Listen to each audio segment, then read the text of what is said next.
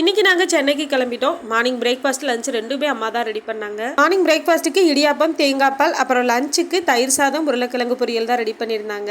Breakfast வீட்லேயே சாப்பிட்டுட்டோம். Lunch மட்டும் back பண்ணி எடுத்துக்கிட்டோம். நான் கூட ஹோட்டல் சாப்பாடு சாப்பிடுவேன், ஆனால் ஹஸ்பண்ட் மோஸ்ட்லி சாப்பிட மாட்டாங்க. அதனால எப்படினாலும் அம்மா ரெடி பண்ணி தான் கொடுத்து விடுவாங்க. அம்மா சமையல் பண்ணிட்டு இருக்க நேரத்துக்குள்ள நான் லக்கேஜ் எல்லாம் பேக் பண்ணி கிளம்பிட்டேன். அப்புறம் அம்மா கொல்லிமலையில இருந்து கிராசரி ஐட்டம் வாங்கி வச்சிருந்தாங்க. அதுல கொஞ்சம் கொஞ்சம் மட்டும் எடுத்துக்கிட்டேன். நிறைய எடுத்தோம்னா தூக்கிட்டு போக முடியாது, அதனால கொஞ்சம் மட்டும் எடுத்துக்கிட்டேன். அப்பப்ப வர்றப்ப கொஞ்சம் கொஞ்சம் எடுத்துட்டு போய்ப்பேன். நக்ஷுக்குட்டிக்கு நம்ம எங்கேயோ போறோம்னு அவ்வளோ சந்தோஷம். ட்ரெயின்ல ஏறினதுக்கு அப்புறமா அம்மாச்சி தாத்தான்னு 2 பேர்கிட்ட ரொம்ப அட்டாச் ஆயிட்டா. அவங்க கூட உட்காந்து சாப்பிட தூங்குன்னு ஜாலியா என்ஜாய் பண்ணா. அம்மாச்சி தாத்தாவும் கூடயே வர்றாங்கன்னு நினைச்சுக்கிட்டா.